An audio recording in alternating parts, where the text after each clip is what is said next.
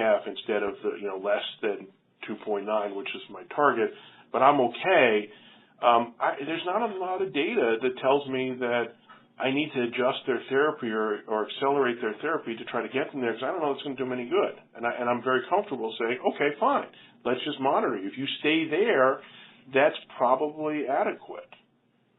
Okay. And it's certainly in terms of structural damage, that's probably adequate. And I have that data from those trials that says that says, your progression, whether you're in remission or sort of low disease, is going to be the same. And so there's no advantage and potential disadvantage to saying, well, you're not quite there, we're going to switch your drug. Because I don't know if they're going to respond.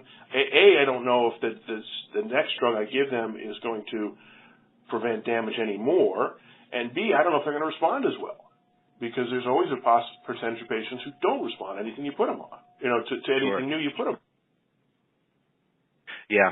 And then the flares component of this, can you have flares despite low disease activity? Yeah, and that's an ongoing, important research topic, and I think that that's something that people are really looking at very carefully now. And the idea that,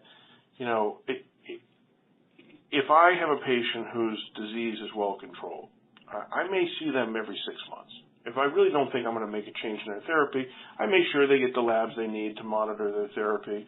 But if they're in remission or very close to it, I'm likely to tell them, I'll see you twice a year. I'll see you every 6 months, and if you're stable, we're going to see you again in 6 months.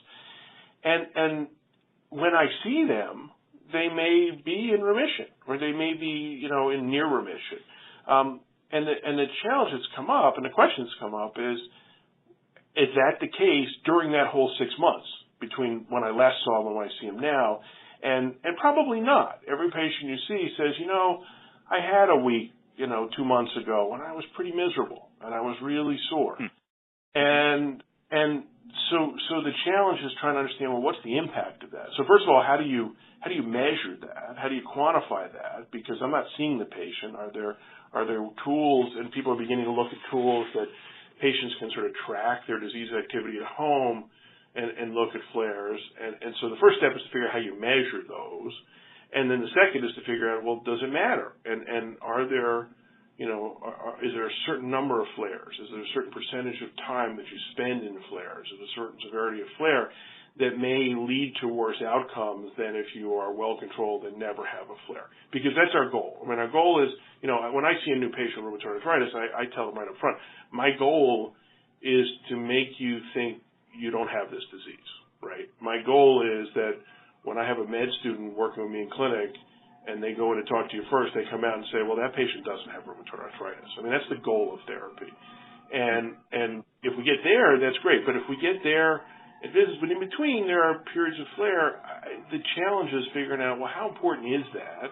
Right. And second, is it important enough to warrant modification of therapy?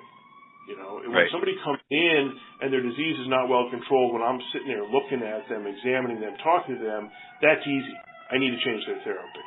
But when they tell me that, in the last 6 months they've had, 2 weeks where they haven't done well, I don't know if I need to change their treatment, or I just say, okay, here's what we'll do. I'm going to give you a prescription for, Medrol dose pack. Take that the next time that happens. Maybe that's adequate. I don't know. I just don't know. That's interesting. So you're saying it's kind of a theoretical thing that's being kicked around. It's not really a definition of a disease flare, but that maybe a subclinical, or something, these spells might have. It's being kicked around. The issues are, the definition is being kicked around. How do you define flare? There isn't necessarily a clear and commonly accepted diagnosis of flare or definition of flare. When a patient says, I was stiff or I hurt, I felt worse that week, that's a flare, but how do you define that? How do you quantify that? So that's the first step, and that's being kicked around as a research, agenda, is to try to really define that and put numbers on that, just like we have, a CDAI or a RAPID-3 to put numbers on the patient at the time of a visit. And then the second piece is, once you define that, what do you do with that, and how do you address that, and how bad does it have to be to make you want to address it, to make you want to change treatment?